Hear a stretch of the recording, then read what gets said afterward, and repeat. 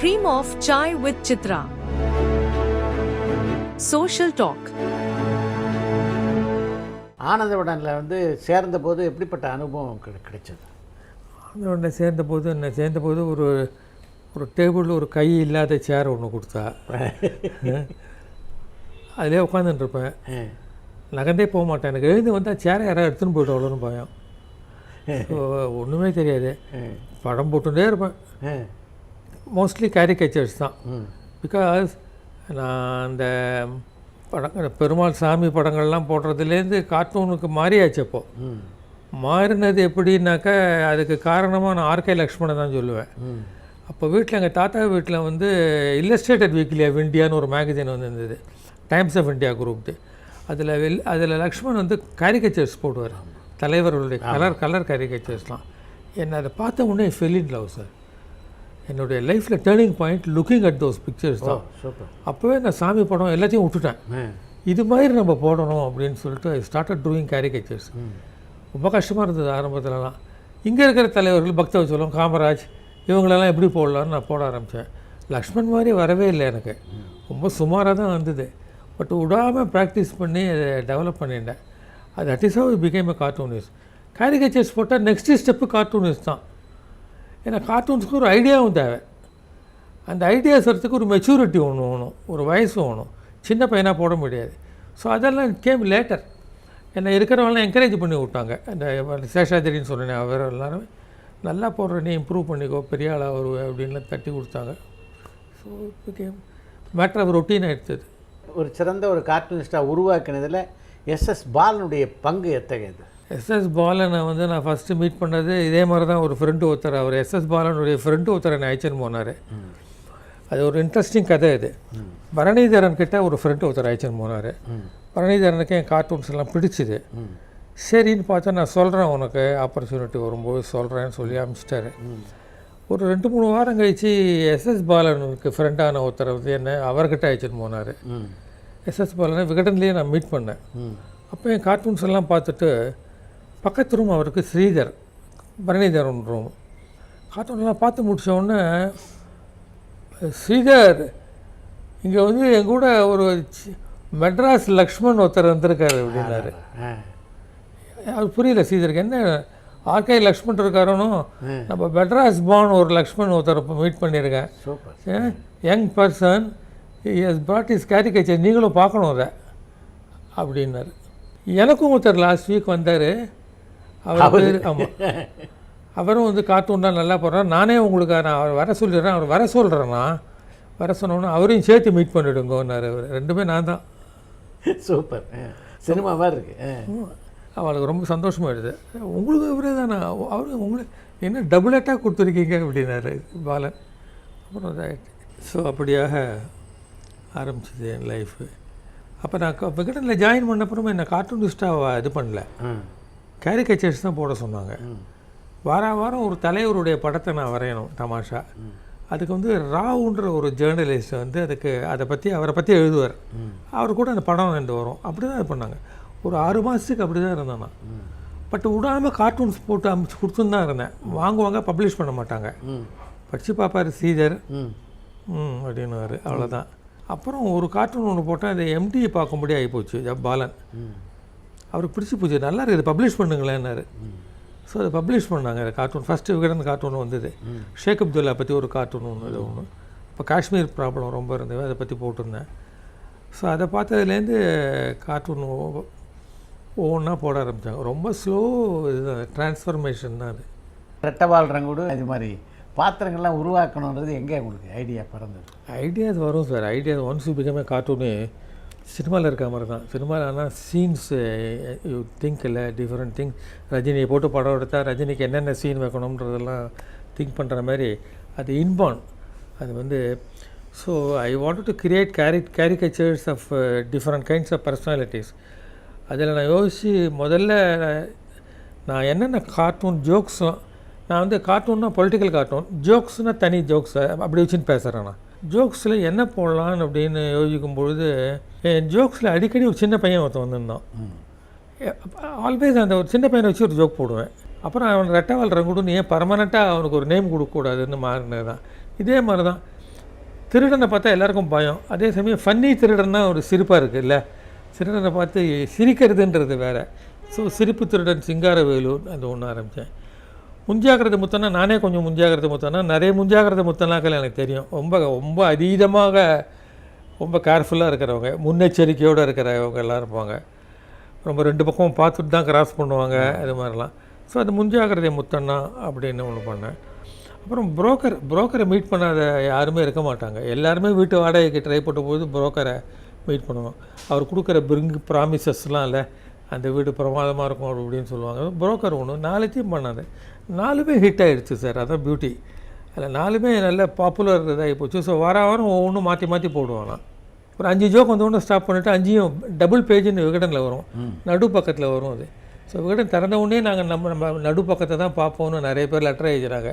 குஷியாக இருந்தது. ஜூனியர் விகடன் அப்படின்னு ஒரு பத்திரிகை தோன்றுவதற்கு நீங்கள் ஒரு முக்கியமான காரணம் இல்லை? ஆமாம், நான் சொல்கிறேன். அதில் நம்ம பண்ணதெல்லாம் பார்த்தா இந்த செய்திகள் ஏகப்பட்டது வந்துருத்து. நான் சொன்னேன் இவ்வளோ இருக்குது சார், போடுறதுக்கு இடமே இல்லை, ஆனால் நியூஸ் இவ்வளோ வருதுன்னு போது தான் அவர் சொன்னார் ஒரு பத்திரிகை ஒன்று ஆரம்பிக்கலாமே நம்ம, ஒரு பத்திரிகை என்ன. அதுக்கு முதல்ல ஜூனியர், இது வந்து சீனியர் விகடன், நம்ம ஜூனியர் விகடன் ஆரம்பிக்கலாமேன்னு. அது பெரிய தப்பாக போயிடுச்சு.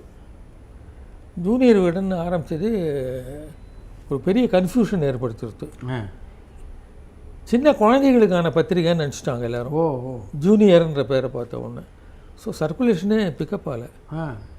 எம்டி ரொம்ப கவலைப்பட்டார். என்னடா இது நம்ம ஜூனியர்னு பண்ணதுனால இப்படி ஆகிப்போச்சுன்னு. இது ஜூனியர் டு ஆனந்த விகடன் தானே அப்படின்னாரு. அவன் சொன்ன பப்ளிசிட்டிலாம் ஏதோ பண்ணோம் பத்திரிகையிலலாம், இதனால் விடாமல் இருக்கலாம் சார். ஆல்மோஸ்ட் ஜூனியர் விகடனை ஸ்டாப் பண்ணுற ஸ்டேஜுக்கு போயிட்டாங்க. 25,000 20,000 தான் விற்றுது. பட் நாங்கள் அதை அந்த நியூஸ் எல்லாம் போட ஆரம்பிச்சிட்டோம். இன்னும் பரவாயில்ல அந்த நியூஸ்லாம். இன்வெஸ்டிகேட்டிவ் மேகசினாக ஸ்லோவாக மாறின்னு இருக்கு. அப்போது எம்டிக்கு இது ரொம்ப பிடிச்சி போச்சு பாலனுக்கு. அவருக்கு மட்டும் பிடிக்கலைன்னா விகடனை நிறுத்தியிருப்பார், ஜூனியர் விகடனை. சர்க்குலேஷன் இல்லை நிறுத்திடலான்னு அட்மினிஸ்ட்ரேஷன்லலாம் சில பேர் அட்வைஸ் பண்ணாங்க. எம்டி சொன்னால் எனக்கு ரொம்ப பிடிக்கிறது இந்த பத்திரிக்கை, ஸோ நான் நிறுத்த வேண்டிய அவசியம் இல்லை, நான் பார்த்துக்கிறேன், நஷ்டமானால் பரவாயில்ல அப்படின்னு. இல்லை சார் நஷ்டம் ஆகிட்டு இருக்குது அப்படின்னாங்க. அப்புறம் ஸ்லோவாக விடாமல் பரவாயில்ல, விகடன் கேன் பேர் தட் லாஸு, எனக்கு நம்பிக்கை இருக்குது இந்த பத்திரிக்கை பிக்கப் ஆகணுன்றது. அப்புறம் பிக்கப் ஆன ஒன்று அது வேறு மாதிரி பிக்கப் ஆகிடுச்சு. 20,000 30,000, அப்புறம் 40,000 45,000 50 1.5 2ன்னு போயிடுச்சு. அது பாட்டுக்கு 2.5 3 3.5 போயிடுச்சு ஒரு பர்டிகுலர் டைமில். அவ்வளோ இதாக ஃபஸ்ட்டு நியூஸ் மேகசின் தான், இன்வெஸ்டிகேட்டிவ் ஜேர்னல் வந்து இதுதான். ஆமாம். அப்படி எங்கே பிக்கப் ஆகிறதுக்கு எது காரணம் அமைஞ்சது? அப்போ அந்த நியூஸ் எல்லாம் போட்டோன்னே அதுக்கு ரெஸ்பான்ஸ் தான். ஒரு ஏழ்மையான ஒருத்தர் இருந்தார், ராவ் அப்படின்னு, விட்டல் ராவ்னு ஒன்று, விநாயகர் ராவ் பேர் ஞாபகம் இல்லை எனக்கு. அவருடைய மகளை வந்து பீகாருக்கு கடத்தின்னு போயிட்டாங்க. அந்த கடத்தல் நியூஸை பற்றி நாங்கள் நியூஸாக அதை போடணும்னு ட்ரை பண்ணோம். அந்த பொண்ணு எங்கே இருக்கான்னு தெரிஞ்சு போச்சு, ஒரு கேங்க்கிட்டேருந்து மாட்டிருந்தாங்க. இந்த நியூஸை வந்து நாங்கள் எழுதினோம், என் மகள் எங்கே அப்படின்னு போட்டு. அவர் ஃபாதர் வந்து வீட்டு வாசப்படியில் உட்காந்துருப்பார். அதான் நான் ஃபோட்டோ எடுக்க சொன்னேன். அதான் நான் எல்லாமே பண்ண ஆரம்பிச்சிட்டோம் நாங்கள். ஸோ இவங்க பேட்டி பார்த்து அவர் ரொம்ப அழுதார், என் பொண்ணை காணும் சார், எங்கே போனாலே தெரியலன்னு, ஆனால் பீகாரில் இருக்கான்னு சொல்கிறான்னு சொல்லி அழுதார். ஸோ அவரை பார்த்து இந்த பேட்டி போட்டோம். இந்த பேட்டியை படித்த காஞ்சி பெரியவா வந்து, என்ன பாவம் இது மாதிரி அநியாயமாக நடந்திருக்கேன் அப்படின்னு சொல்லிட்டு, யாராவது போய் இந்த பொண்ணை கண்டுபிடிச்சி சேர்க்க முடியுமா அப்படின்னு கேட்டார். அந்த சமயத்தில் சௌந்தரம் கைலாசம் இருந்தாங்க. அவங்க வந்து அவர் பீகாருக்கு ஏதோ வேலையாக போக வேண்டியது. ஸோ அவங்க போன இடத்துல நாங்கள் விகடனை படிச்சுட்டு பெரியவா சொன்னதையும் கேட்டுண்டு அவங்க அங்கே போய் போலீஸ் டிபார்ட்மெண்ட்லாம் இது பண்ணி போலீஸ் தேடி கண்டுபிடிச்சிட்டாங்க அந்த பொண்ணு. சூப்பர். கண்டுபிடிச்சி ட்ரெயினில் அழைச்சின்னு வந்தாங்க. ட்ரெயினில் ஒரு கூட்டமே இருந்தது அவங்கள வரவேற்கிறதுக்கு. அந்த பொண்ணை கொண்டாந்து சேர்த்தோம். அப்பா அங்கே போய் கட்டின்னு ஒவ்வொன்று அழுது, இதை நாங்கள் ட்ராமா பண்ணி ஒரு பெரிய ஸ்டோரியாக போட்டோம், கவர் ஸ்டோரியாக போட்டோம். அது ரொம்ப பரபரப்பை ஏற்படுத்தின ஒரு விஷயமாக போச்சு. அதுலேருந்து தான் பூனைக்கு ருச்சி கண்டா மாதிரி ஆகிடுச்சு எங்களுக்கு. அதுலேருந்து இது மாதிரி நியூஸ் தான் போடணும் நம்மன்னு சொல்லிட்டு, that was a turning point. In fact ஜூனியோட நீங்கள் இருந்தப்போதும் சரி, ஆனந்தவில் இருந்தப்போதும் சரி, பல பிரமுகர்களை பேட்டி காணக்கூடிய வாய்ப்பு உங்களுக்கு கிடைச்சிது. நீங்கள் பேட்டி கண்ட பிரமுகரில் உங்களால் மறக்க முடியாத தருணங்கள்னால் எதை சொல்வீங்க? நீங்கள் பேட்டி பார்க்குறது ரொம்ப பிடிக்கும். ஒருத்தர் போய் பேட்டி கேட்குறது, அவர் கேள்விகள் கேட்குறது, அவரோட உட்காந்து இன்டிமேட்டாக பேசுகிறது. மை ஐடியா ஆஃப் பேட்டி is not question and answer, conversation தான். கான்வர்சேஷன் மாதிரி பண்ணும்போது அவங்கள நைஸாக மைண்டில் மட்டும் பேட்டி ஞாபகம் வச்சுட்டே தான் இருக்கணும். அவர் நைஸாக அப்படி கேள்வி கேட்டு அவங்கள எங்கெங்கே அழைச்சின்னு போகிறோன்றது தான் நம்ம அவருடைய வாழ்க்கையில் அவங்க எங்கெங்கே அழைச்சின்னு போகிறோன்றது தான் முக்கியமான விஷயம். இதில் வந்து நான் பிரைம் மினிஸ்டர் நரசிம்மராவில் ஆரம்பித்து இங்கே ரஜினிகாந்த் வரை எல்லாருமே நான் மீட்டிங் பார்த்தாச்சு. பேட்டிகள் எல்லாமே எனக்கு பிடிச்ச பேட்டிகள் தான். நரசிம்மராவ் எங்களுக்கு பிரமாதமான பேட்டி கொடுத்தாரு. அப்படியா? ரொம்ப ரொம்ப நான் கடைசி கேள்வி ஞாபகம் இருக்கு எனக்கு. நான் விகடன் ஒன்று எடுத்துன்னு போயிருந்தேன். அதில் லாஸ்ட் பேஜில் வந்து நான் ஒரு கார்ட்டூன் போட்டிருந்தேன், ஜோக் ஒன்று. நரசிம்மராவ் கிட்ட நான் சொன்னேன், இதில் கடைசியாக ஒரு கேள்வி சார், நீங்கள் சிரிக்காமல் உம்முன்னு இருக்கீங்கன்னு தமிழ்நாட்டில் எல்லாரும் ஃபீல் பண்ணுறாங்க. அவர் அவ்வளோ சீரியஸாக, அவருக்கு நகைச்சுவே பிடிக்காதா அப்படின்னு. இல்லையே, நகைச்சுவையெல்லாம் பிடிக்குமேனு அதே சீரியஸாக பார்த்தோன்னே. இல்லை ஜோக்ஸ்லாம் நீங்கள் பார்ப்போம், நான் விகடனில் நாங்கள் ஜோக்ஸ்லாம் போடுவோன்னு நான் ஒரு ஜோக் ஒன்று போட்டிருந்தது அவருக்கு காமிச்சேன். அந்த ஜோக்கு ஞாபகம் இருக்குது எனக்கு. அதாவது ஒரு கல்லூரி விழாவில் ஒரு அமைச்சர் ஒருத்தர் பேசிகிட்டு இருப்பார், மாணவர்களே அரசியலுக்கு வராதீர்கள், நாங்கள் என்றைக்காவது கல்லூரிக்கு வந்திருக்கிறோம். இதே மாதிரி சிரிச்சார் அவர். இதை பார்த்துட்டு இதை படித்து நான் டிரான்ஸ்லேட் பண்ண உடனே சிரிச்சார் அவர். நரசிம்மராவ் சிரித்தார் அப்படின்னு தான் முடியும் அந்த ஆர்டிக்கல். சூப்பர். ஸோ அது மாதிரி அதில் அவர்லேருந்து ரஜினி 2 வாட்டி 3 வாட்டி நான் பேட்டி பார்த்துருக்கேன். ரஜினி ரொம்ப இன்ட்ரெஸ்டிங் பேட்டிலாம் கொடுப்பாரு. கமல் கேட்கவே வேணாம். கமலுக்கு பேட்டியில் முதல் கேள்வி மட்டும் அப்புறம் இன்னும் சொல்லிட்டா போகிறோம். அவர் ஆரம்பித்து அவரே பேட்டி எடுத்துன்னு போவார். அவர் எங்கே ஒன்றுனாலும் எங்கெங்கே போகணுன்றதை அவரே டிசைட் பண்ணிவிடுவார். ரஜினிகாந்தை நீங்கள் பேட்டி கண்டதில் நீங்கள் கேட்ட கேள்விகளில் வந்து உங்களுக்கு ஏதாவது ஞாபகம் இருக்கா? அவருடைய பொலிட்டிக்கல் இது தான் நிறைய நான் கேள்வி கேட்டிருக்கேன். பொலிட்டிக்கல் இதை பற்றி மாட்ட பார்க்குறீங்களே அப்படின்னுவார்.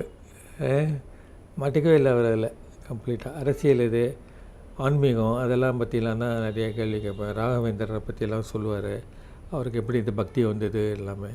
மற்றபடி பேட்டிகள் எனக்கு ரொம்ப நினைவு வச்சுக்கிறது இல்லை. ஏன்னா நெக்ஸ்ட்டு பேட்டிக்கு போனோன்னே இதெல்லாம் ஒதுக்கணும். இல்லாட்டா மண்டையில் குப்பை மாதிரி சேர்ந்துடும். எல்லாம் லாரியில் எடுத்துன்னு போய் கொட்டணும். அப்புறம் கரெக்டு. எழுத்தாளர் சுஜாதாவோட நல்லா நெருங்கி பழகக்கூடிய வாய்ப்பு உங்களுக்கு கிடச்சிருக்கு. பிகாஸ் இணையாசிரியாக இருக்கவே சுஜாதா தன்னுடைய ஆர்டிக்கல் எப்படி போடணும், அதுக்கு எப்படி லே அவுட் பண்ணணும் எல்லாமே அவருக்கு இன்ட்ரெஸ்ட் உண்டு. ஸோ அவர் கவலைப்பட்டார். இணையாசிரியர்னு மதன் ஒருத்தர் வச்சுருக்காங்க. பாலனை பார்த்து நான் ஆர்டிக்கல் கொடுத்துட்டு வந்துடுவேன், அப்புறம் அது மதன் கையில் தான் போகும், அவர் எப்படி ஹேண்டில் பண்ணுறாருன்றது தான். ஸோ மதனை பார்த்தாகணும் நம்ம, அப்போ தான் நம்மள ஆர்டிக்கல் கரெக்டாக வரும்ன்ற ஒரு நம்பிக்கையில் என்னை வந்து பார்த்தார் அவர். ஏன்னா நேச்சுரலி அது ஒரு இது தான் இருக்கும்னு. அப்போ நாங்கள் ஃப்ரெண்ட்ஸ் ஆகிட்டோம், ரொம்ப பழக்கமாகிடுது. விகடனுக்கு வந்து எம்டியை பார்க்க வருவார். நான் பாலனை எம்டின்னு தான் சொல்லுவேன், அதனால் நீங்கள் எதாவது எம்டியை பார்க்க வந்தார். எம்டியை பார்க்க வரும்போதுலாம் என் ரூமுக்கு வந்து என்னை பார்க்காம போகவே மாட்டார். நாங்கள் மொத்தமாக பத்திரிகை உலகத்தை பற்றி பேசுவோம், 2 பேருமே நல்லா பேசுவோம். ஸோ இன்ட்ரெஸ்டிங் கான்வர்சேஷன்ஸ் வரும். ராவ் ஜாயின் பண்ணுவார் சம்டைம்ஸு. இது மாதிரி அதில் பழக்கம் ஆனது தான். அப்புறம் அவரை வச்சு ஏதாவது எழுதணும்னு, ஏன்னா சுஜாதா மீட் பண்ணாலே நீங்கள் என்ன சார் பண்ண போகிறீங்க நம்ம பத்திரிகைக்குன்னு தானே கேட்போம். ஸோ ஜூனியர் வீட்டில் அவர் எதாவது பண்ணணும்னு வரும்பொழுது என்ன பண்ணலாம்பா, சயின்ஸ் ஆர்டிக்கல்லாம் பண்ணிட்டானா, கதைகள் எழுதியாச்சு, ஜூனியர் வீட்டில் எனக்கு ஏதாவது பண்ணுறதுக்கு சான்ஸ் கூட அப்படின்னாரு. அவரே ஓப்பனாக கேட்டார் சார். ஏன்னா அந்த அளவுக்கு ஜூனியர் வீட்டன் அப்போ பரபரப்பாக விற்று இந்த டைமு. நான் ரொம்ப யோசித்து பார்த்துட்டு கேள்வி பதில் பண்ணலாமே சார்னு பண்ணிவிட்டு ஏன் எதற்கு எப்படின்னு தலைப்பும் நான் சொல்லிட்டேன் 2மே. ஸோ சுஜாதா கிட்ட கேள்வி பதில் பண்ணலான்னு ஐடியா முதல்ல கொடுத்தது நான் தான். அவருக்கு ரொம்ப பிடிச்சி போச்சு, அது வெரி குட் பண்ணலான்னாரு. சயின்ஸ் கேள்விகளாக வச்சுக்கலாம், ஜென்ரல் நாலேஜாக வச்சுக்கலான்னாரு. மற்றபடி உங்கள் மாப்பிள்ளையோடு நீங்கள் பழகுவீர்களாலாம் கேட்டுருப்பாங்க வானான்னாரு. அப்புறம் he started writing it. It became a big hit. ஏன் எதற்கப்படி. சினிமா மேலே உங்களுடைய கவனம் எப்போ திரும்பியது? சினிமா விகடன் விமர்சனம் எழுதும்போதே எனக்கு சினிமா ரொம்ப விமர்சன கண்ணோட்டத்தோடு சினிமா பார்க்குறதுன்னு ஒன்று வந்துடுது. சினிமாவில் இந்த சீன் பண்ணும்பொழுதே இது இப்படி விமர்சனம் பண்ணலான்னு வார்த்தைகள்லாம் வர ஆரம்பிச்சிடும். அது மைண்டை கெடுக்க ஆரம்பிச்சுடுது. சினிமாவை ரசிக்க முடியாமல் இது ரிவ்யூ இதை என்ன அட்டாக் பண்ணலான்றதில்ல, இப்படியே பார்க்க ஆரம்பிச்சுடுது. அப்போ அது மாதிரி. பட் சினிமா எனக்கு ரொம்ப பிடிக்கும். சின்ன வயசுலேயே எங்கள் மாமா ஒருத்தர் சினிமாலாம் நிறைய போவார், என்னை அழைச்சின்னு போவார். அதனால் பிக்சர் எனக்கு சிவாஜி ஃபேன் நான் பயங்கரமாக. அப்போலாம் காலேஜ் டேஸ் சிவாஜின்னா எனக்கு உயிர். அப்போல்லாம் சிவாஜி படங்கள்லாம் ஒட்டி வைப்பேன், அது மாதிரிலாம் ஒன்று உண்டு. சாவித்திரி 2வது. அப்புறம் டெவலப் பண்ணிட்டோன்னே ஷார்பன் பண்ணிட்டான். நான் இன்டர்வியூ பண்ணுறது எல்லாம் நிறைய பண்ண ஆரம்பித்தோடனே சினிமாவை பற்றி. சினிமாவை பற்றி ரொம்ப ஆர்வத்தோடு நான் செய்திகள்லாம் வெளியிட்டேன். சினிமா அண்ட் பாலிடிக்ஸ் ஜூனியர் விகடன்லேயும் சினிமா உண்டு, ஆமாம், இருந்தது கம்ப்ளீட்டாக. அதில் சினிமாவில் இருக்கிற ஜூனியர் விகடனில் சிவாஜியெல்லாம் அரசியல் லெவல்லையும் இன்டர்வியூ பண்ணணும். எம்ஜிஆரை பற்றி நியூஸ்லாம் நிறைய வரும் ஜூனியர் விகடன். எம்ஜிஆர் சிலருக்குலாம் இதெல்லாம் யார் போய் சொன்னது அவர்கிட்ட அப்படின்வாங்க. ரிப்போர்ட்டர்கிட்ட நியூஸ் வருங்க, நடந்தது என்னன்னுலாம் எழுதுவோம், உள்ள கதவுக்குள்ளே நடந்தது என்னன்னுலாம் எழுதுவோம். அதெல்லாம் ரொம்ப நிறைய இன்ட்ரெஸ்டிங்காக இருக்கும். அப்படி தான் சினிமா. எம்ஜிஆர் சிவாஜியை சந்திக்கக்கூடிய வாய்ப்பு உங்களுக்கு கிடைச்சதா? எம்ஜிஆர் சிவாஜி 2 பேரும் நான் சந்திச்சிருக்கேன். நிறைய முறை சந்திச்சிருக்கேன்னு சொல்கிறதுக்கு நான் தயாராக இல்லை. எம்ஜிஆர் வந்து அவர் டோக்கியோ போகிறதுக்கு முன்னால், உலகம் சுற்றும் வாலிபனுக்காக போகிறதுக்கு முன்னால் ஒரு மீட் பண்ணேன். அவர் ப்ரெஸ் கான்ஃபரன்ஸ் கொடுத்தாரு. மணியனும் இருந்தார். அப்போ மணியன் அவர் கிளம்பி போகிற சமயம் என்னை கையை பிடிச்சி இழுத்துன்னு வந்து வா எம்ஜிஆர் கிட்ட ஒன்று இன்ட்ரடியூஸ் பண்ணி விட்றேன்னு சொல்லிட்டு புதுசாக கார்ட்டூனிஸ்ட்டு ஜாயின் பண்ணேன் அப்படின்னாரு. எம்ஜிஆர் வந்து என்னை பார்த்துட்டு அப்படி அலட்சியமாக கையை போட்டு இடுப்பில் கட்டிட்டு என்னை பக்கத்தில் இழுத்துட்டார். ஃபோட்டோ ஒன்று எடுங்கன்னாரு. இப்போ கூட அந்த ஃபோட்டோ என்கிட்ட இருந்தது, எங்கேயோ காணும், இப்போ காணும். ஏன்னா நீங்கள் கேட்பீங்க, இல்லை இப்போ காணும் எங்கேன்னு. இடுப்பில் அணைச்சிட்டு என்ன ஒரு ஃபோட்டோ ஒன்று போஸ்ட் கொடுத்தார் ஸ்மைல் பண்ணிட்டு. In fact that was how I got introduced. அந்த விகடன் அந்த ஃபோட்டோ வரல, நான் விகடனில் நான் போடல. ஏன்னா ரிப்போர்ட்டர்கள் வந்தாக்க அந்த ஃபோட்டோ போட மாட்டாங்க விகடனில் அப்போல்லாம். அது மாதிரி சிவாஜியை வந்து நான் முதல்ல பேட்டி பார்த்தேன். பேட்டி பார்க்குறதுக்காகவே தான் போனேன். எம்ஜிஆரை கூட போனது மணியனோட, சிவாஜியை பேட்டி பார்க்கவே போனேன். பேட்டி ரொம்ப இன்ட்ரெஸ்டிங்கான பேட்டி கொடுத்தார். அப்போ வந்து காங்கிரஸ்லேருந்து விலகி தனி கட்சி ஆரம்பிக்கிற ஒரு காலகட்டம் ஒன்று இருந்தது இல்லையா? அந்த டைமில் வந்து நான் ஒரு தனி கட்சி ஆரம்பிக்க நான் தூண்டி விடுறதுக்காக பேட்டி பார்த்தது. அது எங்களுக்கு அப்போ தானே நியூஸ் வரும் நிறைய. முதல்ல நான் உள்ளே போனோன்னா அப்போ லாங்கர்லாம் வச்சுட்டு ஒரு மாதிரி பெல் பாட்டம் அது மாதிரி தான். டக்குன்னு என்னை பார்த்துட்டு ரிப்போர்ட்டர் மாதிரி இல்லை, ரிப்போர்ட்டர்னால் ஒரு தோளில் துண்டு ஒரு கையில் ஒரு பேக்குன்னு இமேஜின் பண்ணிட்டார் நினைக்கிறேன். நீங்களா ரிப்போர்ட்டர் அப்படின்னாரு. ஆமாம் அப்படின்னு. அப்புறம் சொன்னேன் சார் நான் தான் கார்ட்டூனிஸ்ட் மதன். அப்படி ஓ அப்படியா அப்படின்னாரு. அப்புறம் சிவாஜி ஒரு பேட்டி கொடுத்தாரு. அப்போ பழக்கம் சிவாஜி பெரிய பேட்டி கொடுத்தாரு கம்ப்ளீட்டாக. சிவாஜி கொஞ்சம் கிண்டினா நியூஸ் எல்லாம் சொல்லிவிடுவார், அது மாதிரி டைப். அவர் எம்ஜிஆர் கிட்ட ரொம்ப கேர்ஃபுல். எம்ஜிஆர் என்ன சொல்லணுமோ அதான் சொல்லுவார். சிவாஜி வெளிப்படையாக பேசுகிற டைப் கொஞ்சம். எம்ஜிஆர் பேட்டி கண்டீங்களா அதுக்கப்புறம் நீங்கள்? பண்ணாமல் என்ன பேட்டி பார்த்துருக்காங்க. விகடனுக்கும் சரி ஜூனியர் விகடனுக்கும் சரி சின்ன சின்ன பேட்டிகள் போகிறதுக்கு முன்னால் அது மாதிரி பெரிய மேஜர் பேட்டி நான் ஒன்றும் பண்ணதில்லை. ஜெயலலிதாவை பண்ணுறேன். ஜெயலலிதா பெரிய பேட்டி பார்த்துறேன். ஜெயலலிதா பேட்டி பார்த்தா ஐ வாஸ் ஃபேசினேட்டட். பிகாஸ் அவங்க பத்திரிகையில் என்ன வரும்னு திங்க் பண்ணி அதை பேட்டியாக கொடுக்குறாங்க அவங்க முதல்லையே. சும்மா தன்னை மறந்து பேசுகிறதே கிடையாது ஜெயலலிதா. ஒன்று.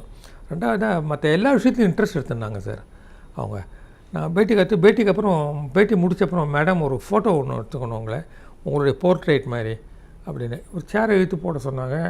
பக்கத்தில் ஒரு சின்ன ஸ்டூல் இருந்தது இவ்வளோ உயரத்துக்கு. அதுக்கு மேலே ஒரு ஃப்ளவர் வேஸ் ஒன்று இருந்தது. இவங்க வந்து இங்கே உட்காந்துக்கலாமா, இப்படி உட்காந்து எடுத்துக்கிறீங்களா அப்படின்னாங்க. ஓகே மேடம் அப்படின்னா சரி. நான் உட்காரத்துக்கு முன்னால் சுத்தம் பார்த்தாங்க. அப்புறம் எழுந்து வந்து நின்றுட்டு தன்னுடைய டேபிள் சேரை கேமரா ஆங்கிள்லேருந்து ஒரு வாட்டி பார்த்தாங்க. பார்த்துட்டு அங்கே இருக்கிற ஃப்ளவர் வேஸ், இந்த ஃப்ளவர் வேஸ் யார் வச்சதுங்க அப்படின்னு கேட்டாங்க. சக்குன்னு கோவம் வந்தது அவங்களுக்கு. இல்லை மேடம்னு ஏதோ தலை சொன்னாங்க. அந்த ஃப்ளவரெல்லாம் கட்டி சுற்றி ஒரு கம்பியால் சுற்றி இந்த கம்பியை என்னுடைய எட்ஜில் வெளில நீட்டின்னு இருக்கு. அது ஃப்ரண்ட்டில் நீட்டின்னு இருக்க மாதிரி கம்பி சுற்றினது தெரிஞ்சுது. கம்பியால் சுற்றி இருக்கணும், வெறும் ஃப்ளவர் வேஸ் வச்ச மாதிரி தான் இருக்கணும். இதில் கம்பியில் சுற்றுறது, உள்ளே ஆணி அடிக்கிறது, அதெல்லாத்தையும் எடுப்பீங்களா? திருப்பி வைக்க வேணாமா கம்பி தெரியாமல்? இது கூட தெரியாது உங்களுக்கு அப்படின்னு சொல்லிட்டு அட்ஜஸ்ட் பண்ணிவிட்டு எடுங்க அப்படின்னு பேட்டி பாருங்க. எடுத்த உடனே பயமாக எடுத்து எனக்கு என்னடா இது. பட் பிரில்லியண்ட்டாக பேட்டி கொடுத்தாங்க. நம்ம பொலிட்டிக்கல் பேட்டி தான். அதனால் இந்த இஷ்யூ நீங்கள் படித்தா தான் தெரியும். அதெல்லாம் விகடனில் வந்தது. அது ஜெயலலிதா மாதிரி கலைஞரை பேட்டி கண்டிருக்கீங்களா? கலைஞரை 2-3 வாட்டி பார்த்துருக்கேன் நான். கலைஞர் இது பிரமாதமாக இருக்கும். கலைஞர் பேட்டி வந்து அவர் மயக்குவார் அவங்கள பேட்டியில். ரொம்ப கலைஞரை நான் மாடிக்கு வர சொன்னார். மாடிக்கு போனேன். மாடியிலேருந்து குளிச்சுட்டு சொக்கா போட்டுக்காமல் டவலால் தலையை தொடச்சுட்டே வந்தார். இதை எதுக்கு சார் பண்ணணும்? இல்லை தலையை வாரிண்டு சட்டை போட்டுண்டு டவலெல்லாம் தொடச்சுண்டு அதுக்கப்புறம் வந்து தான் நான் உட்காந்துட்டு பேட்டி பார்க்கணும். அவ்வளோ கேஷுவலாக இருக்கான் என்கிட்ட. அப்படி இல்லை நம்ம வீட்டு பையன் மாதிரியான். அதெல்லாம் கலைவர் ரொம்ப கில்லாடி. அதெல்லாம் வந்து வாங்க வாங்க வாங்க அப்படிலாம் சொல்லி தொடச்சுட்டு டவலால் உள்ளே போட்டுட்டு தலையை லைட்டாக இங்கெல்லாம் எங்கே வண்டி இருந்தது அப்போ கொஞ்சம் முதல் டைமில் கொஞ்சம் தலையெல்லாம் முடியெல்லாம் பண்ணிவிட்டு சொல்லுங்கள் அப்படின்னாரு. கலைஞர் பேட்டியை பயன்படுத்திப்பார். பேட்டியில் வந்து என்னென்ன சொல்லணும், நான் யாரை கன்வே பண்ணணும்னு நினைக்கிறேன். கன்வே பண்ணணும்னு நினைக்கிறத நீங்கள் ஒன்றும் பண்ணவே வேணாம் சார். நானும் எவ்வளோ பேரை பார்த்துருக்கேன். மயங்கி போய் பேட்டி கொடுக்குறவங்கெல்லாம் உண்டு, வாய் தவறி சொல்கிறதெல்லாம் உண்டு. கலைஞர்கிட்ட எல்லாம் பர்ஃபெக்டாக இருக்கும். பட் ஆனால் கலைஞர்கிட்ட நம்ம கண்ட்ரோல் பண்ண முடியாது. மதுரைக்கு மேயராக இருந்தார். பெரிய தாதான்னு பேர் அவருக்கு. அவர் மேயராக ஆன உடனே அவரை பேட்டி நாங்கள் தான் முதல்ல பார்த்தோம். 2 வாரம் வந்தது அந்த மேயர் முத்துனுடைய பேட்டின்னு. அவருடைய ஆரம்ப காலத்தை பற்றியெல்லாம் கேள்விகள் கேட்டுன்னு இருக்கும்பொழுது நான் அவரை கேட்டேன், உங்களுக்கு வந்து ஊரில் ஒரு பெரிய ரவுடின்னு பேர் இருக்குது, இது நியாயமானதா? அது ஒரு மேயராகவும் இருக்கீங்க, உங்களை வந்து இன்ஃபேக்ட் ஊர் வெளியில் நான் உள்ளே என்டர் பண்ணும்பொழுதே ஒரு சண்டை ஏதோ நடந்தது, மதுரை முத்துவாக இருக்கும் அப்படின்றாங்க, அது மாதிரி ஒரு பேர் வாங்கியிருக்கீங்களே அப்படின்னு. அதை பற்றி எனக்கு கவலை கிடையாது. அது மாதிரி கொஞ்சம் இருக்குன்னா நீங்கள் கொஞ்சம் தலை குனிஞ்சுன்னு இருந்தாக்கா தலை மேலே ஏறி உக்காந்துருவாங்க அவங்கெல்லாம். ஒரு அதிரடியாக தான் இருக்கணும். நான் ஒரு வாட்டி ரெட்டை மாட்டு வண்டியில் வந்துட்டு இருக்கும்போது ஒரு பெரிய கேங்கே வந்து என்னை வழிமறிச்சாங்க. கத்திலாம் வச்சுருந்தாங்க கையில். எங்கடா அவன்டா முத்து எங்கடான்னாங்க. இது ஒருக்கண்டான்னு சொல்லிட்டு எகிரி குச்சி நானும் கையில் இருக்கிற அந்த சவுக்கு கட்டையை எடுத்துட்டு பூந்து சண்டை போடுறதுக்கு இறங்கிட்டேன். அப்புறம் ஆட்கள்லாம் வந்து பிரித்து விட்டு பெரிய கலாட்டாகிடுது. இவங்ககிட்ட இப்படி தான் இருக்கணும், அதனால தான் நான் பண்ணேன் அப்படின்னு. நான் சொன்னேன், இது நீங்கள் சொல்கிறத நான் நம்ப தயாராக இல்லை, நீங்கள் தான் சொல்கிறீங்க, எனக்கு சாட்சி யாரும் கிடையாது. அவன் 10 பேர் நடுவில் உள்ள குச்சி நான் எம்ஜிஆர் மாதிரி சண்டை போட்டேன்னு நீங்கள் சொல்கிறது என்ன சார்? அது என்ன நம்ப மாட்டேன்றீங்க அப்படின்னாரு. சொன்னால் நம்ப மாட்டேன்றீங்களே அப்படின்னு. நான் நம்புகிறேன். ஏதாவது உடம்புல ஒரு காயம் காமிங்களே, நீங்கள் ஒரு தழும்பு காமிங்கன்னாரு. என் உடம்புல தழும்பா கேட்குறீங்க அப்படின்னு சொக்கா அப்படி கேட்டார். கேட்டும் போது நான் கேமராமேனை பார்த்து எப்படின்னாலாம் உடனே கிளிக் பண்ணார். அந்த ஃபோட்டோ ரொம்ப ஃபேமஸ் ஆகிடுது. சொக்கா கைட்டு தூக்கி கைட்டு முதுகில் பாருங்கன்னு. நான் என்ன பண்ணேன், தொட்டு பார்த்து இது எங்கே பட்டது சார், அது இது எங்கே வாங்கினதுலாம் கேட்க ஆரம்பிச்சிட்டேன். அவரை கையை பிடிச்சின்லாம் ஆதரவாக ரொம்ப இதாகிட்டார், மென்மையாகிட்டார். அது கேட்குறீங்களா, அது பெரிய பின்னால் அருவாளால் வெட்டான் அவன், பெரிய கலாட்டாச்சுன்னு எல்லாத்தையும் சொல்ல ஆரம்பித்தார். ஸோ அந்த ஹோல் பேட்டியே ரொம்ப பரபரப்பாக எடுத்து அந்த பேட்டி இவர் உடம்பெல்லாம் காமிச்சு அந்த படத்தை கூட போட்டிருந்தோம். ஸோ இன்டர்வியூவில் இது மாதிரிலாம் பண்ண வேண்டிய இதெல்லாம் வரும். அதெல்லாம் நான் நிறைய பண்ணுவேன். அப்போல்லாம் இன்ட்ரெஸ்டிங்காக இருக்கும்னு சொல்லிவிட்டு. ஒரு காலகட்டத்தில் நீங்கள் முழுமையான திரை விமர்சகர் ஆனீங்க. அந்த அனுபவம் எப்படி இருந்தது? படங்களை பார்த்துட்டு இந்த இயக்குனரோடு பேசுகிறதுன்னு ஒன்று வச்சுருந்தோம் நாங்கள். ஆமாம் இல்லையா, அவரோடவே வாதிச்சு அந்த படத்துடைய நிறை குறைகளை அப்போ தான் நியாயம்னு பட்டுது எனக்கு. நம்ம பாட்டுக்கு ரிவ்யூ மட்டும் பண்ணிவிட்டு அட்டாக் பண்ணிட்டாக்க அதுக்கு காரணம் ஏதாவது இருக்கலாம் இல்லையா, வேறு கண்ணோட்டத்தில் அவர் அந்த காட்சியை சேர்த்துருக்கலாம். நாங்கள் போய் ஒரு தலைப்பட்சமாக நாம் எப்படி பண்ண முடியும்? அது ஒன்று பண்ண ஆரம்பித்தோம். அது எல்லாமே மறக்க முடியாத பேட்டிகள் தான். இன்ஃபேக்ட் ரொம்ப ஆச்சரியம் என்னென்னா, புதுசாக வந்து முதல் படம் இது பண்ணுறவங்கலாம் ரொம்ப பயபக்தியாக பேட்டி கொடுத்தாங்க. தமாஷாக இருக்கும் எனக்கு. அது சேர்த்து மணிரத்னம், பாரதி ராஜா, இது மாதிரி பெரிய ஆளுங்கள்லாம், பாலச்சந்தர் நிறைய பேட்டி பார்த்துருக்கேன். நல்ல எந்தூசியாஸ்டிக்காக பேட்டி கொடுப்பார் அவர். Very good example of how to give nice interviews. திரைப்பார்வைன்றது நானே ஆரம்ப காலத்துலேயே நான் எழுதியிருந்தேன்னு சொன்னேன்ல. அப்புறம் இணையாசிரியர் அப்புறம் என் கூட நான் எல்லாரோடையும் சேர்ந்து எப்படி எழுதுறது, நான் எழுதினா அதான் விமர்சனம், அப்படி ஆகி போச்சு இல்லை. ஸோ நான் படம் பார்த்துட்டு விமர்சனம் எழுதிட்டு ஆமாம் ரொம்ப என்ஜாய் பண்ணி பண்ணேன். அது உங்களுடைய இன்னொரு முக்கியமான நிகழ்வுன்னா நாளைய இயக்குனர்களில் உங்கள் பங்கு. ஒண்டர்ஃபுல் மூவிஸை பார்த்த அனுபவம் தான். ஷார்ட் ஃபிலிம்ஸ் இல்லையா, இல்லைன்னு அதுலேயும் நிறைய பேர் ரொம்ப இந்த ஃபஸ்ட் ப்ரைஸ் கொடுக்கலன்னா ரொம்ப கோவப்பட்டவங்கள்லாம் உண்டு. ஆமாம் ஆமாம். கடைசி ஃபைனலாக பெஸ்ட்டு மூவி சூஸ் பண்ணும்போது கூட நிறைய கான்ட்ரவர்சிஸ்லாம் வந்தது. அது பட்டு நல்ல டேலண்ட்ஸ்லாம் வந்தது சார். என் லைஃப்பில் டேலண்ட்ஸை ஐடென்டிஃபை பண்ணுற ஒரு பகுதி ஒன்று பெருசாக இருந்தது. பத்திரிகையாளர்லேருந்து இயக்குனர் வரைக்கும் அதுதான் என்னுடைய மகிழ்ச்சியான விஷயம். அதுதான் அந்த நாளைய இயக்குனரில் வந்து எல்லாருமே அப்புறம் நிறைய பேர் டைரக்டர் ஆகிட்டாங்க. அதுலேருந்து வந்து கம்ப்ளீட்டாக அவங்க சொல்லிக்கிறாங்களோ இல்லையோ, நான் ஒரு ஊந்துவலாக இருந்தேன்றது வந்து எனக்கு ரொம்ப சந்தோஷமான ஒரு விஷயம். அருமையான படங்கள், சில பேர் படமே எடுக்க தெரியாதவங்கள்லாம் கூட இருக்கும், சிலர்லாம் ரொம்ப போர் அடிக்கும். அதை பொறுமையாக பார்க்கணும். நடுவில் ஒரு ஜெம் மாதிரி ஒன்று வரும், தங்க கட்டி மாதிரி ஒரு ஐடியாவோடு ஒருத்தர் பண்ணிருப்பார். சில பேர் எடுப்புலேயே அப்போவே டைரக்டரான ஒரு இது இருக்கும் சார் படத்தில். நாளைய இயக்குனர்லேருந்து வந்த பல இயக்குனர்கள் இன்றைக்கி வந்து சினிமா உலகத்தில் வந்து பல சாதனை பண்ணியிருக்காங்க. உதாரணத்துக்கு கார்த்திக் சுப்புராஜ் கூட அதுலேருந்து வந்தவர் தான் இல்லையா? அவருடைய படங்களை பார்க்கக்கூடிய வாய்ப்பு உங்களுக்கு கிடைச்சது. அப்போ இப்போ கூட தேவையில்லாமல் நன்றி மதன்னு போடுறாரு அவர். ஆரம்பத்தில் எல்லாருமே கேட்பாங்க என்ன மதனுக்கும் இதுக்கு என்ன சம்மந்தம்னு. அது அவர் தனிப்பட்ட கதை. அது அவர் வந்து அந்த காலத்து நாளைய இயக்குனரில் பார்த்ததுன்னு அவசியமே இல்லை. பட் எனிவே கார்த்திக் சுப்ராஜ்லாம் வெரி ப்ராமிசிங் டைரக்டர். இல்லை அவர் முதல்ல அந்த ஷார்ட் ஃபிலிம் பார்க்கும்போதே அவர் இந்த அளவு ஒரு டெஃபினெட்லி நான் எல்லாருக்கிட்டையும் சொல்லிவிடுவேன். ஏன்னா இது எவ்வளோங்கள்லாம் ஆறாங்களோ டைரக்டராக பெரிய ஆறாங்கன்றது நமக்கு நிச்சயமாக தெரியாது இல்லையா. டைரக்டர் கெப்பாசிட்டி இருந்ததுன்னா நீங்கள் பெரிய டைரக்டர் ஆவீங்கன்னு சொல்லிவிடுவேன். ஏன்னா பிற்பாடு அவங்க டைரக்டர் ஆனப்புறம் மதன் சார் அப்போவே சொன்னார்னு சொல்கிறதுக்கு இருக்கிற ஆப்பர்ச்சுனிட்டி இல்லை இது. கரெக்ட். அது மாதிரி யார் யார் நீங்கள் கணிச்சிங்க? அப்போ நலன் வந்து ரொம்ப எதிர்பார்த்தேன். அவர் வந்து அப்புறம் படங்கள் ஒன்றும் ரொம்ப எடுக்கலை. என்னென்னு கார்த்திக் சுப்ராஜ் தான் மெயினாக பண்ணது. மற்றபடி எல்லாம் ஒரு அசோசியேட் எடிட்டரெல்லாம் அசோசியேட் டைரக்டர்லாம் இருந்திருக்காங்க நிறைய பேர். சினிமா விட்டாச்சுன்னா உள்ளே போயாச்சுன்னா வெளியில் வர்றது கஷ்டம் சார். உங்களுக்கு தெரியாதா? ஒரு காலகட்டத்தில் திரைப்படத்திலேயே பணியாற்றக்கூடிய வாய்ப்பு உங்களுக்கு அன்பே சிவத்தில் கிடைச்சது. ஆமாம், கமல்ஹாசனோடு இணைந்து. அது எப்படி இருந்தது? அதுவும் ஜாலியான அனுபவம் தான். ஏன்னா கமல் சார் கூட இருக்கிறதுன்றது ஒரு பெரிய இது அனுபவம். இன்ஃபேக்ட்டு அன்பே சிவம் கதையை ஒரு மாதிரி பேசிக்காக சொன்னார் அவர். நான் கூட உட்காந்து நானும் கேட்டிருந்தேன். டைலாக்ஸ் எழுதுறதை பற்றி பேச்சு வந்தது. யார் எழுதுறது என்ன எதுன்னு. மதன் எழுதிட்டோம் அப்படின்ட்டாரு. நான் நடுங்கி போயிட்டேன். சார் எனக்கு பழக்கமே கிடையாது, எழுதினதே கிடையாது என்னென்னா. அதெல்லாம் ஒன்றும் இல்லை சார், நீங்கள் ஜேர்னலிஸ்ட் தானே, நீங்கள் எழுத முடியாமல் என்ன சொல்லணுமா விடாதீங்கலாம். நான் பார்த்துக்கிறேன். நீங்கள் கூடவே இருந்தாங்கன்னா நான் ஒன்றும் ட்ரை பண்ணுறேன். ஒரு சீனுக்கு எழுதி பார்க்குறேன். இதெல்லாம் நடக்கிற விஷயமே இல்லை. ஒரு சீனுக்கு எழுதி பார்க்குறேன்லாம் சொல்ல வேண்டிய அவசியமே இல்லை. அது பாருங்கள், பிடிச்சிருந்ததுன்னா கண்டினியூ பண்ணலாம்லாம். அதெல்லாம் அப்புறம் ஒரு சீனும் இல்லை 2 சீனும் இல்லை, மொத்த படத்துக்கும் நான் எழுதும்படியாக எடுத்தது. மனசில் இருக்கிறத உள்ளேருந்து எடுத்துன்னு வந்து நேச்சுரலாக இமேஜின் பண்ணிட்டு நீங்களே கேரக்டர்ஸாக மாறி எழுதணும். அது கரெக்ட். அது டிஃப்ரென்ஸ். இதில் மதன் எழுதுகிறாருன்றது அதில் மதன் கிடையாது, அதில் மாணிக்கம் தான் எழுதணும். அவர் தான் அந்த கேரக்டர். கொஞ்சம் டிஃபிகல்ட்டாக இருந்தது ஆரம்பத்தில் எனக்கு, அப்புறம் பழகிடுது. அடுத்து காஞ்சிபுரம் பிரியதர்ஷனோட பிரியதர்ஷனோட காஞ்சிபுரம் நேஷ்னல் அவார்டு வின் பண்ண ஒரு படம்.